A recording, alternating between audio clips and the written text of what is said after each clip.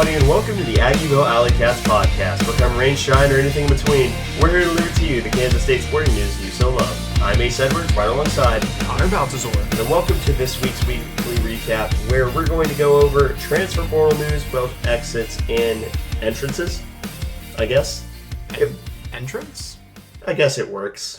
It works either way. But before we get started, I want to thank the supporter of this show, that is Greg Arthur. And if you want to support the show financially, please be sure to check out the supporters link where you can donate as little as $1 per month. And it really helps keep the show running and going.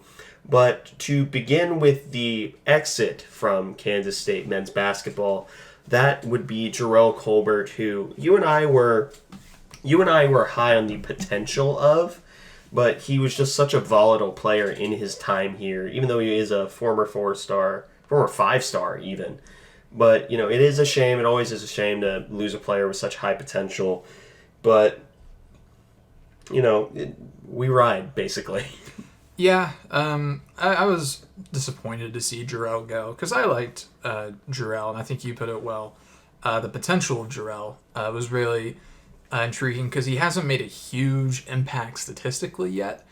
His athletic presence got him into the starting lineup in the latter half of the year, and he was generally a good defender, if a little foul happy.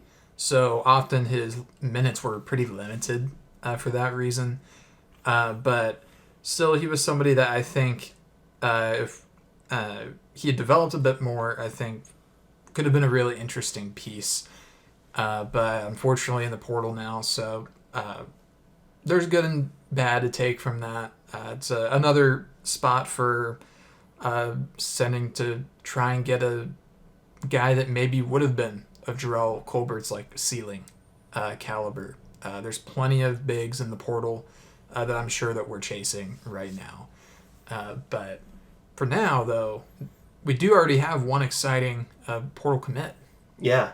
And that is the former Michigan guard, Doug McDaniel, from the Washington, D.C. area. And this is one that is really exciting for a lot of reasons. Not only because he's generally a pretty good player, but also it's help for a backcourt that, you know, next year will be pretty young with the exception of Quez Glover, at least as it stands right now. So to me, this was a big pickup for that reason alone. But it helps that I think by near consensus, Doug McDaniel was at least a top 15 player in the transfer portal. If I remember correctly, some even had him top 10 by the time he committed. But yeah, this is a massive pickup. And Connor, you can go into his stats and more his general game. But... And yeah, I think it was Rivals. He was maybe number 4, I think. But he was consensus top 15, it seems like. But... Doug McDaniel, he averaged last season in his second year of college basketball 16.3 points per game, and he did that on 41% from the field, 36.8% from three, and then 77.4% at the line. So a fairly decent shooter. And then he added 3.7 rebounds, which is a little bit more than I guess you'd think for a 5'11", 175 point guard.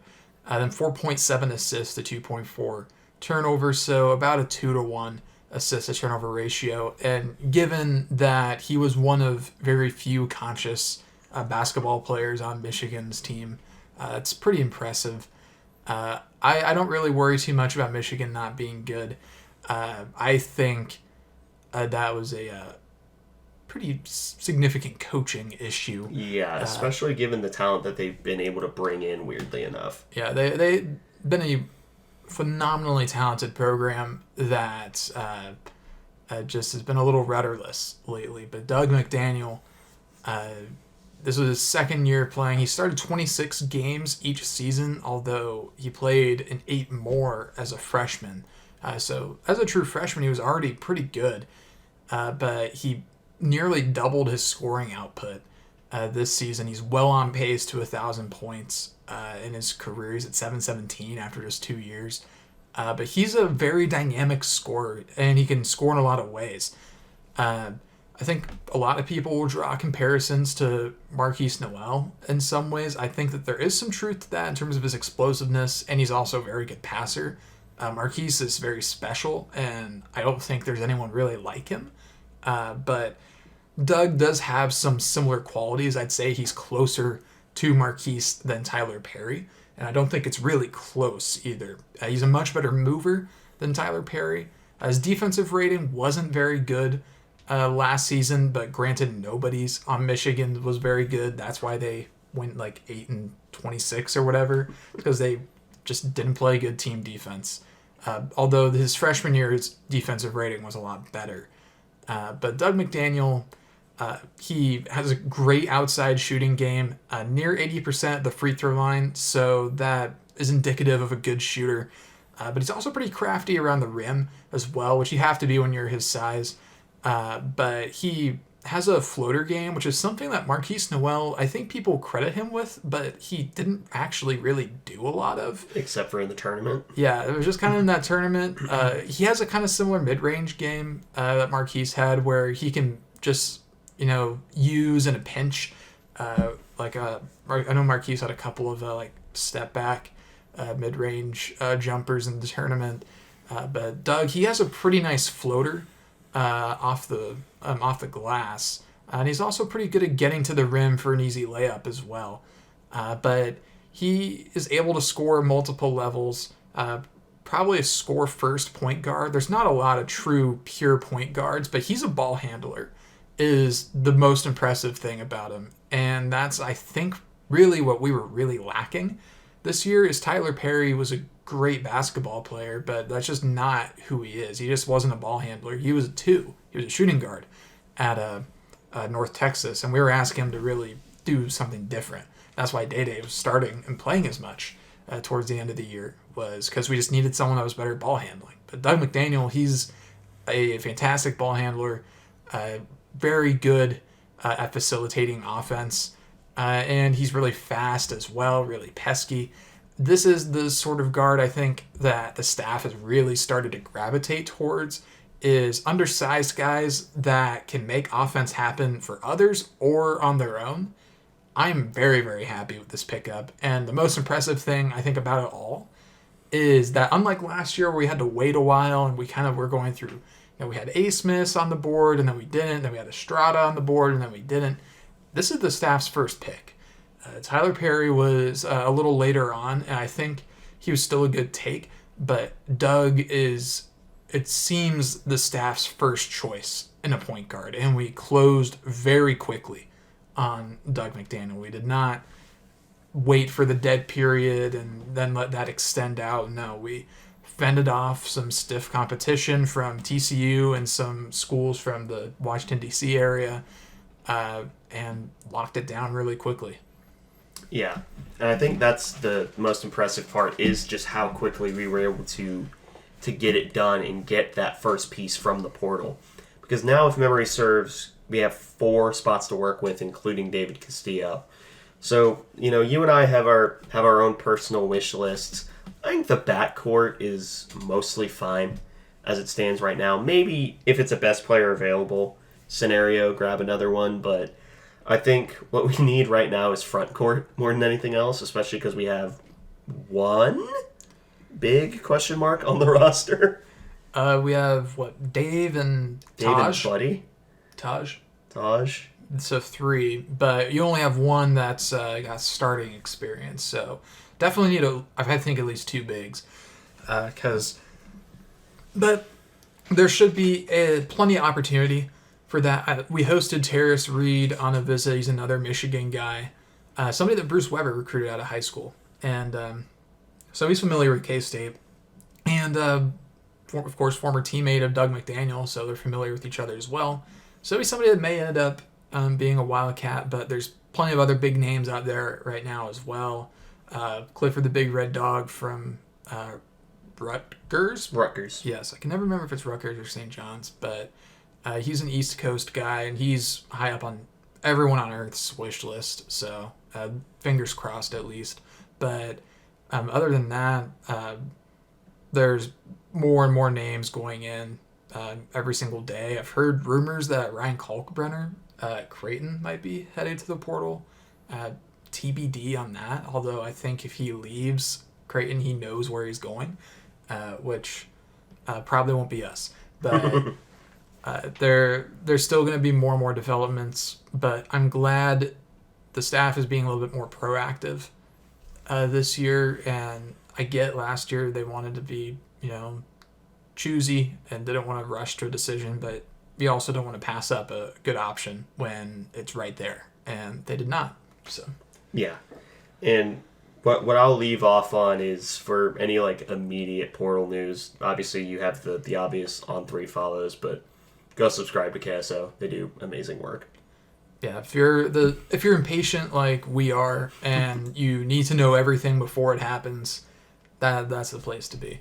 Yeah, they all do excellent work. Voth, Galloway, Young, all of them do great work, both on the boards and on the when they actually write articles as well. But that is the basketball recruiting news. Now we can go into the Batcats, which is our final segment of the day as well. But actually, before we do that, 2 quick mentions. Congratulations to Gabby Gregory for being named to the Women's College Basketball All-Star Team, as well as, briefly, for Batcats news, they released a top 45 for the Golden Spikes Award, which is the best player in college baseball. Brady Day ended up in that watch list for K-State. He was the only person on K-State that was on that watch list. But still, that's, given that he's batting, 406 or 402, something like that? Yeah, it's something absurd like that. I think the thing that's most impressive about Brady Day right now is that his batting average in conference play is actually higher than his non-conference, which is just even funnier, I think. Yeah. Congratulations to both Gabby Gregory and Brady Day. But now we can get into the weekend series that K-State had up against Texas. The first game went our way. The last 2 very much didn't. This was not really a series of consistency. There were 2 lopsided victories, and then the last game looks more lopsided than it actually was, even though it doesn't look terrible. But just starting with the first game was a 14-6 K-State victory. Texas made it look more respectable than it actually was with 3 garbage time runs in the 9th. But, this was a game where Texas ended up scoring first and scoring quickly with 2 home runs in the first 2 innings, one of which being a 2-run bomb. And then K-State responded with 8 runs in the second. And from then, it was basically all K-State until garbage time. But there are a few notable things to come out of this game. I'll cover the offensive numbers. Pretty much everyone got a hit. In fact, the only person who did not get a hit that is credited are pitchers and also a defensive sub. Chuck Ingram ended up going 3 for 5 with a home run and 2 strikeouts. Brendan Jones ended up going 1 for 5 with a run and a walk. Brady Day 2 for 4 with a walk and a strikeout and a double to go alongside that. Nick English 2 for 4, 3 RBI. Kalen Culpepper, I skipped him, 2 for 4 with 3 RBI, including a home run. Kyan Lotus 2 for 4, 2 RBI with a home run. Daniel Rivera 1 for 4 with an RBI and a run on a 1 walk. Rafi 1 for 4 with a walk. And then, weirdly enough, the coming out party for David Bishop going 4 for 5 with 3 runs, 1 RBI on a home run. That is I believe that's his first home run in a K-State uniform. Yeah, it was. And he'd had in his time at TCU, had a few home runs, but he hadn't had one yet at K-State. Had it a few times recently, started to get some fly balls that were kind of making their way to the warning track, which was better than what we'd been seeing. So it's kind of been a gradual progression for him, but finally broke through in this game and really had a fantastic performance. Yeah, there's no really poor offensive performances here. Yeah, and that really is a huge credit to how they played, particularly in the second inning, because we knocked out Texas's starting pitcher after just 1+ innings. LeBaron Johnson, the preseason Big 12 pitcher of the year, gave up 6 earned on just 9 batters faced. So really, really, really, really fantastic stuff from the K-State offense. And then K-State's pitching staff was really quality on their own. Josh Wintroby is credited with the W in this one. Goes 5 1/3, 6 hits, 3 earned runs, a walk, and 5 strikeouts. So he really brought things under control after the first 2 innings. Only 72 pitches as well. Adam Arthur went 2 2/3 with a walk and a strikeout. Did hit a batter, no hits. And then Mason Buss came in for the final inning. Did give up some garbage time runs, so gave up his first earned run of the year. 4 hits, 3 earned, got a strikeout. So a little messy for Mason Buss there at the end, but he still closes out the game, and K-State started the series really well. Yeah, and that gave us quite a bit of confidence. Then the next game happened, which was a 21-11 victory for Texas. The big story for this one was the 3 errors for K-State. It seems like every couple of weeks K-State's due for a game where just they can't get out of their own way. And this is, to me, the definition of not being able to get out of your own way. And that's despite, we put up 11 runs. That's despite some pretty solid offensive performances. Yeah. Chuck Ingram went 3 for 5 with 3 RBI. In this one, he had 2 home runs and a double. Really, really great for him. Brennan Jones would have a rough day going 0 for 5. So not the best day. Brady Day going 2 for 5. Kalen Culpepper went 3 for 5 and added a home run of his own. Nick English, 0 for 5 with 2 strikeouts. Same stat line as Brendan. Kyan Lotus, 1 for 3. Big day for him with a triple. Drew a walk as well. And then Daniel Rivera, 1 for 3 with 3 RBI and drew a walk. And Jaden Parsons went 1 for 1. Rafael Pelletier quietly went 3 for 3 with a home run and drew a walk. Mason Schwalbach got a hit late in the game. He pinch hit near the end. Then David Bishop, he had a sac fly and drew a walk and had 2 RBI, but still went 0 for 2. So a bit of a strange day for him. But yeah, the errors were what just destroyed K-State, and it was all pitchers and catchers on the errors. And Pelletier gets credit with 1, probably should have been credited with 2. Maybe even 3. Yeah, and then Blake Dean gets 1 and Jackson Wentworth gets 1. Just really, really, really brutal stuff that you can't even put on the fielders. It's going to hurt K-State's fielding percentage, but that shows why fielding percentage is kind of a bad stat, is because it's, just a couple of guys. It's not the infield and outfield that's really doing it. This was really a great game for a while. It was back and forth and high scoring and really high energy for a while, and K-State would push and Texas would push back, and then Texas just blew it up at the very end of the game. Yeah. And there weren't many good pitching performances by K-State. Jacob Frost goes 3 2/3, ends up giving 6 runs, 7 of them earned, only 3 strikeouts, no walks. Blake Dean goes 2 1/3, 2 hits to 1 run. It's counted as an unearned run, but it's his own error that caused it. 4 strikeouts, 1 wild pitch. Jack Wentworth looked mortal, which was scary. 7 hits, 6 runs, 2 of them earned. Again, maybe all 6 of them should have been earned because he had a throwing error as well. But 4 strikeouts, 1 walk. Andrew Evans comes in for 2/3 of an inning, gets blown up for 7 runs, and by then the game's over. Preston Martinez comes in, goes 1/3 of an inning, gives up a hit, and strikes someone out. Yeah, pretty brutal stuff from the pitching staff after what had been a pretty solid Thursday night. But yeah, Wentworth's worst outing of the year. Real regression from Jacob Frost. Blake Dean had a pretty solid outing on his own. Was really the only K-State pitcher to be effective against Texas. Jackson Wentworth started well, but then really just lost a handle of things after a little bit.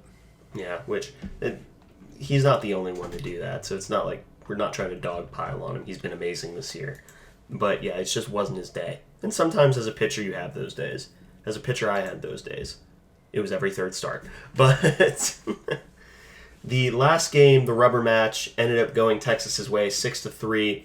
K-State actually did end up mounting a comeback to make it a one-run game in the eighth, but it ended up coming short with Texas extending their lead by 2 runs in the last inning. This was another frustrating game, I think is probably the best way to describe it.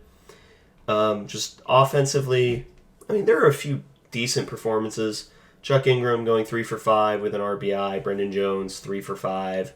Brady Day collecting the rare 0 for. Kalen Culpepper only going 1 for 5. And Kyan Lotus going 1 for 4, scoring a run, as well as Rafael Pelletier ended up walking and scoring a run. David Bishop ends up getting 2 hits with an RBI. So, I mean, it's offensively, 3 runs. Sometimes there was an old baseball coach that I had that said 3 runs, or if you're giving up 3 runs or less, it's basically an offensive skill issue. If you're giving up 5 runs or more, it's a defensive skill issue. I never learned what happens if you scored 4, but this was a really frustrating game, again, defensively. Owen Borma, I don't want to step on your toes, but technically this is fielding. Owen Borma he hasn't been himself, I think is probably the best way to say it. I think he's pressing, and that's the worst thing that you can do as a pitcher, is just start pressing and start saying, like, the moment that you as a pitcher start treating situations differently or outings differently, just from a purely attitudinal standpoint, that's when you're going to develop a lot of consistency issues.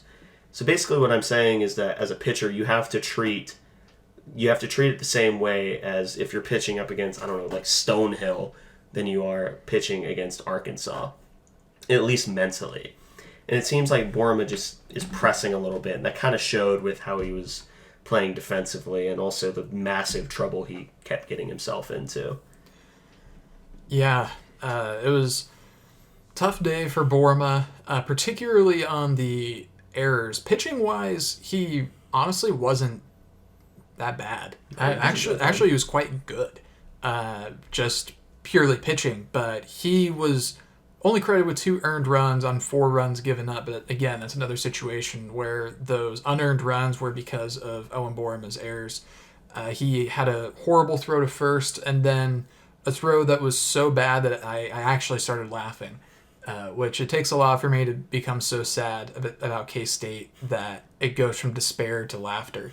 But it was about a probably 15-foot throw, maybe 20, from wherever he was at on a bunt to home, and he just a bit outside. Completely misses.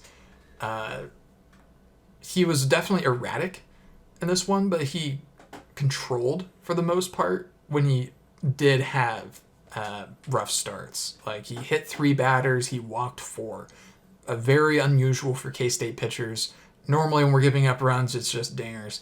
So especially in Toynton. Yeah, especially in Toynton. But this was kind of a weird wind today. Especially early, I feel like the wind was really blowing in. But Borma, just 99 pitches, but yeah, this he cost us this game. We had plenty of offensive opportunities, but we probably win if he just puts a throw in the right spot twice. Yeah. Granted, Tyson Neighbors, he had an uncharacteristic outing as well. He went 3 innings, only 2 hits, but those 2 hits were back-to-back solo home runs, and just absolutely back-breaking. 3 strikeouts, 1 walk. Really tough stuff in his first outing of the season in Toynton. Just brutal. Really brutal way to drop the series. A very winnable series at that. This was a series where every game, despite the scoreline in Game 2, we really had a very legitimate chance of winning that. But pitching really did us in. in those last two games, because even when Texas wasn't hitting, or when they weren't getting on base, when they made contact, it was loud. Yeah, they were banging it. Yeah, they were They were just destroying pitches. Luckily, for a while, it was just being hit directly at people. But I mean, they were just batting better than we were. It was just an athlete's thing, I think, with that. And our pitching just, despite the really good performance night one from Wintrib, we just kind of got in our own way with pitching. Yeah. There should have been a series that we won. Frankly, it's a series that we had the potential to sweep, but instead we drop it 1-2. Yeah. And you and I said that the line for us to be like happy with left on base numbers is 7. There was 11 this game. So again, we had the opportunities. Just sometimes we just didn't capitalize on them. And I think it's one thing to me if we're just like we get outright dominated and only have 1 or 2 opportunities and we don't capitalize on them. But it's consistently getting, an opportunity every inning and a half, give or take, or every 2 innings, and then just not capitalizing on any of them. That's when I start to get a little bit annoyed. Yeah, leaving the bases juiced again in a high leverage situation. It has kind of become a tradition unlike any other for this team. Oddly enough, we're really good with 2 outs, but not if the bases are loaded. Yeah. If we have 2 on, 1 on, that's fine. But if the bases are loaded, we basically just have to hope to draw a walk. Yeah. Because we can do that. We can draw a walk, but we are just not clearing the bases when they're loaded very often, it feels like. Just not hitting super well in those situations for some reason. But I'm not going to harp on the hitting too much because I feel like that's just not been the problem so far. It's mostly been pitching, which is weird because I do think that we have pitching talent. I think that we're just not locating the way that we need to at the moment, which I don't know if that's a pitcher's thing or something else, but I won't speculate too much on here. I'm not in the dugout, so. Yeah. Yeah, so that was the Texas series. K-State did end up bouncing back in a midweek game up against Missouri State. Ended up winning 8-4, although it wasn't without its sweaty moments towards the middle part of the game. Blake Dean ended up getting the start, and it was a pretty hot start offensively for K-State, scoring in each of the first 2 innings, one of which was a KC single, and then another was, let me flip the order here, Brady Day scoring on a wild pitch, as well as Brendan Jones, and then Nick English scoring Brady Day. And then Kalen Culpepper in the second, scoring Day and Pelletier in a single. So it was a pretty quick start offensively for the Cats. Yeah. Kalen Culpepper's the banner guy out of this game. He went 3 for 4, drew a walk. I think he was a double off of the cycle. He was a double off the cycle. Yeah. So a really, really good day for him. Really looked like the Kalen Culpepper that we've been expecting. He's kind of picked it up these last few games. Drew a walk as well. But going top to bottom, a lot of players played in this game. We saw a lot of faces in this game. I think particularly early, I think we thought that we were just going to coast after the first couple innings, and then we let them back in, and then we locked in again, and then we ended up winning. But Chuck Ingram had a brutal day. 0 for 6 with 4 strikeouts. Suboptimal day for Chuck. Brendan Jones, 1 for 4, draws a walk. Brady Day, 1 for 2 with 3 runs, which is just funny to see. 3 walks as well. 3 walks, so just average Brady Day. Nick English bounces back. He had a really rough go of it in the latter part of the Texas series. He had a great first game, then talked some smack in an interview, and then went 0 for 8 for the rest of the series. He learned baseball karma exists. That's a teachable moment for the young freshman. And he I think I wasn't able to watch this game, but he did get injured trying to leg out a single, right? Yeah, he tweaked his ankle. Yeah. That's why Lotus moved to right. We had 2 people get hurt this game. We'll talk about the other one, though. Yeah. Nick English, 2 for 3 at RBI for him. Daniel Rivera playing third. He subbed into this game. He drew a walk and scored a run. And then Jaden Parsons started at third, moved to first. He went 1 for 4, had 3 strikeouts, though. David Bishop was a defensive sub late. Kyan Lotus 0 for 2, but 3 walks for him. Mason Schwalbach got his first start, I think. 0 for 5, 3 strikeouts, but did get an RBI. Rafael Pelletier 0 for 2, got a run, and drew a walk. And Caden Carl, he pinch ran. And then Caden Phillips went 0 for 2 with a strikeout. Yeah, he also caught a bat to the side of his head. Yeah, I think I remember seeing our tweet about that. I was wondering what happened there. The Missouri State batter, I think, was standing a bit too far back in the box, or maybe Caden Phillips was too far forward. I don't know. The angle wasn't really conclusive on it. But on the follow-through, the gap between the old school catcher's mask, I don't know, I guess I'm demonstrating just for Connor, but like between the old school catcher's mask and like the bill, or like the old hat, bat caught him right there, like right above his eye. Oh.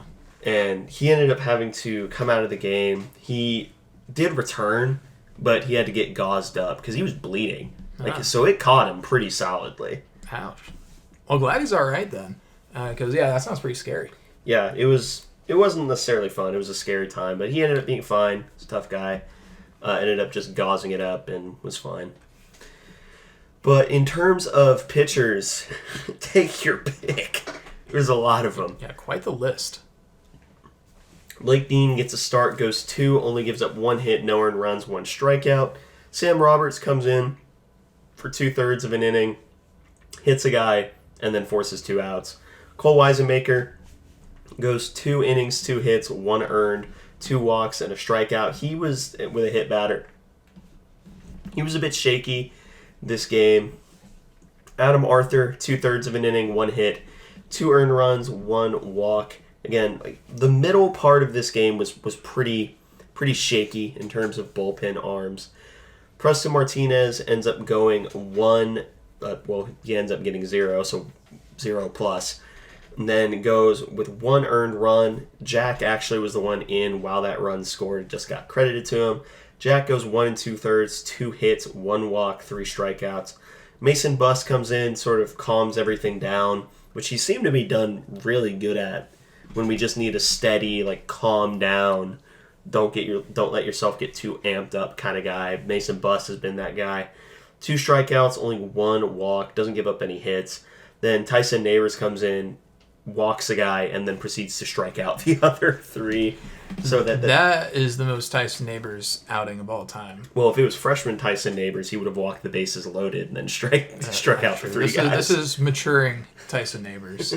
We only need to walk 1, but he just gets better with runners on base. I don't get it. Yeah, maybe it's a mentality thing. I don't know. But weirdly enough, despite the fact that there are so many pitchers used, there wasn't an abnormal amount of pitches thrown. Only 157. I think it's because Preston Martinez only threw 3 and Sam Roberts only threw 5. But yeah, it was the only complaint that I had with this game is I kind of wanted to see Blake Dean go longer, but I think we're saving him for the series up against the newly ranked UCF team. We really want him to be that sort of middle relief guy to either open the door for Wentworth or Neighbors to close out the game. So I understand why we didn't have him go much deeper, but to me that just raises the question of, why not throw Evans, Buss, there's another name I'm thinking of. I forgot it. Anyway, but why not throw Buss or Evans out there? I mean, you and I think shared our theory about Mason Buss last week, where we're trying to save him towards the back end of the year so most people don't get a good scout on him. But, this game got scary, but it ended up being a pretty comfortable victory. Now K-State has a massive series down in Orlando up against the ranked 25th in the country UCF. And I believe they're top 5 5 in RPI. Yeah, they're ranked fairly highly in the RPI. They are 6. 6. So very close. But yeah, they're very highly regarded. Then have a return home game against Wichita State the following Wednesday. So from the day this releases, it'll be 5 days. But yeah, big series against UCF. People I know, I'm myself included, kind of melting down a bit after some of those Texas games. But at the end of the day, it is baseball. You're going to lose games, and you're going to have games where you just look really bad. That's just going to happen. Unfortunate it's against Texas because I'd prefer they get nothing nice, but it is what it is. But still, if the season ended today, this is a baseball team that is in the field, I think. And I think recently they've been projected into the Florida or the Gainesville and the Fayetteville regionals, which I would prefer if we don't end up in the Fayetteville regional. Yeah, I would much prefer that. I'd rather not have to witness that. But yeah, so this is still a lot of work to do, still a lot of season left, but we are in a pretty decent spot. Yeah. My expectations are to get at least one down in Orlando.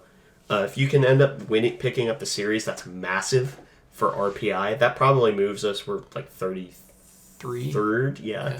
We're in there. If we win the series, we probably move up into high to mid 20s. Yeah. For RPI. So this is a massive series, but it's also possible that if we just manage to pick up one, we either don't move down or move up like a spot or two. Yeah, really just depends on what the teams around us do. And also, if we do lose a couple games, just the margins, we just need to put a respectable product out on the field. Is mainly what we need to do.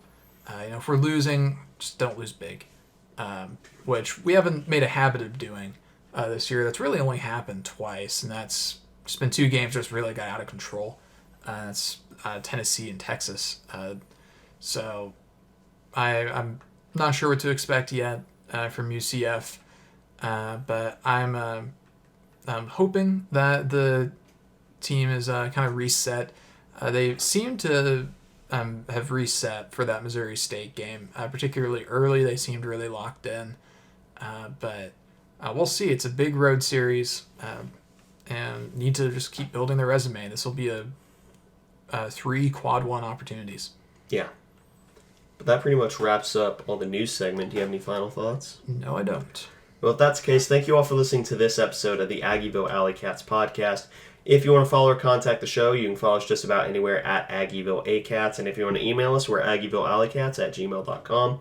If you want to follow us more personally, I'm at ACEdward00. I'm at Connor Baltazar, capital C, capital B. And if you want to support the show financially, please, once again, be sure to check out the official Aggieville Alleycats merch store as well as the supporters link, both in our Twitter and podcast bios. But most importantly, thank you all for listening to this episode of the Aggieville Alleycats podcast, where come rain, shine, or anything between, we're here to deliver to you the Kansas State sporting news that you so love. Stay safe, Alleycats.